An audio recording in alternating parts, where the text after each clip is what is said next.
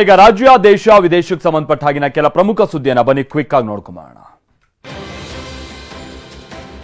ಮಹದಾಯಿ ಯೋಜನೆ ಜಾರಿ ವಿಚಾರದಲ್ಲಿ ಸರ್ಕಾರ ಬದ್ಧ ಇದೆ ಅಂತ ಡಿಸಿಎಂ ಡಿಕೆ ಹೇಳಿದ್ದಾರೆ. ಹುಬ್ಬಳ್ಳಿಯಲ್ಲಿ ಪ್ರತಿಕ್ರಿಯಿಸಿರುವ ಡಿಕೆ, ಟೆಂಡರ್ ಕರೆಯುವ ವಿಚಾರವಾಗಿ ನಾವು ಸಿದ್ಧತೆಯನ್ನ ಮಾಡ್ಕೊಂಡಿದ್ದೀವಿ.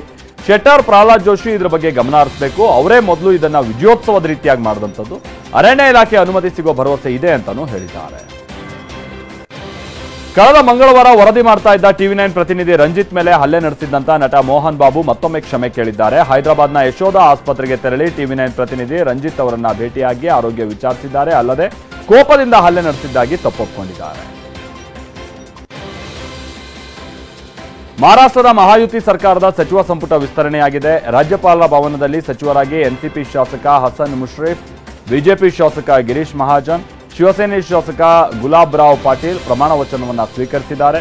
ನೂತನ ಸಚಿವರುಗಳಿಗೆ ರಾಜ್ಯಪಾಲ ಸಿಪಿ ರಾಧಾಕೃಷ್ಣನ್ ಪ್ರಮಾಣ ವಚನವನ್ನು ಬೋಧಿಸಿದ್ದಾರೆ. ಈ ವೇಳೆ ಮಹಾರಾಷ್ಟ್ರದ ಸಿಎಂ ದೇವೇಂದ್ರ ಫಡ್ನವೀಸ್, ಡಿಸಿಎಂಗಳಾದ ಏಕನಾಥ್ ಶಿಂದೆ, ಅಜಿತ್ ಪವಾರ್ ಉಪಸ್ಥಿತರಿದ್ದರು.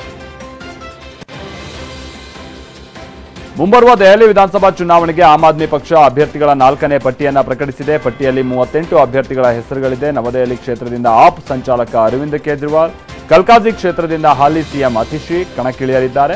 20 ಮಂದಿ ಹಾಲಿ ಶಾಸಕರುಗಳಿಗೆ ಆಮ್ ಆದ್ಮಿ ಪಕ್ಷ ಟಿಕೆಟ್ ಅನ್ನ ನೀಡಿಲ್ಲ. ರಾಜ್ಯಸಭೆ ಮತ್ತು ಲೋಕಸಭೆ ಸದಸ್ಯರ ನಡುವೆ ನವದೆಹಲಿಯ ಮೇಜರ್ ಧ್ಯಾನ್ ಚಂದ್ ಕ್ರೀಡಾಂಗಣದಲ್ಲಿ ಟಿ20 ಕ್ರಿಕೆಟ್ ಸ್ಪರ್ಧೆ ನಡೆದಿದೆ. ಲೋಕಸಭಾ ಸ್ಪೀಕರ್ ಬಿರ್ಲಾ ಅಂದ್ರೆ ಓಂ ಬಿರ್ಲಾ ಟೀಮ್ 73 ರನ್ಗಳ ಅಂತರದಲ್ಲಿ ಗೆದ್ದು ಬಿಗಿದ್ದು. ಕೇಂದ್ರ ಸಚಿವ ಅನುರಾಗ್ ಠಾಕೂರ್ ಶತಕದ ಆಟವನ್ನು ಆಡಿದ್ದು 111 ರನ್ ಗಳಿಸಿದ್ದು. ಡಿಬಿ ಮುಕ್ತ ಭಾರತದ ಜಾಗೃತಿಗಾಗಿ ಕ್ರಿಕೆಟ್ ಪಂದ್ಯಾವಳಿಯನ್ನು ಆಯೋಜಿಸಲಾಗಿತ್ತು. ಪ್ರಧಾನಿ ನರೇಂದ್ರ ಮೋದಿಗಾಗಿ ಬೆಂಗಳೂರಿನಿಂದ ಸ್ಪೆಷಲ್ ಗಿಫ್ಟ್ ಒಂದು ತಯಾರಾಗಿದೆ. ಕುರ್ಕುರೆ ಪ್ಲಾಸ್ಟಿಕ್ನಿಂದ MLP ಕೋಸ್ಟರ್, ಪೆನ್, ಟೈರ್ನಿಂದ ಹಾಗೆ ಈ ಐಪಾಡ್ ಜೊತೆಗೆ ಐಪಾಡ್ನ ಬ್ಯಾಗ್ಗಳು, ಹಾಗೆ ವೇಸ್ಟೇಜ್ ಬಟ್ಟೆಗಳು, ಕಾಟನ್ ಬಟ್ಟೆಗಳು, ಆಮೇಲೆ ನೋಟ್ ಪ್ಯಾಡ್ಗಳು, ಆಮೇಲೆ ಲ್ಯಾಪ್ಟಾಪ್ ಕವರ್ ಇವುಗಳನ್ನೆಲ್ಲ ತಯಾರಿಸಲಾಗಿದೆ. ನ್ಯೂಸ್ ಪೇಪರ್ನಿಂದ ಗಿಫ್ಟ್ ಪ್ಯಾಕೆಟ್ ಅನ್ನು ಮಾಡಲಾಗಿದೆ. ಪ್ರಧಾನಿ ಮೋದಿಗೆ ಮುಖ್ಯ ಕಾರ್ಯದರ್ಶಿ ಶಾಲಿನಿ ರಜನೀಶ್ ಹೀಗೆ ಸ್ಪೆಷಲ್ ಗಿಫ್ಟ್ ಅನ್ನು ರವಾನಿಸಿದ್ದಾರೆ.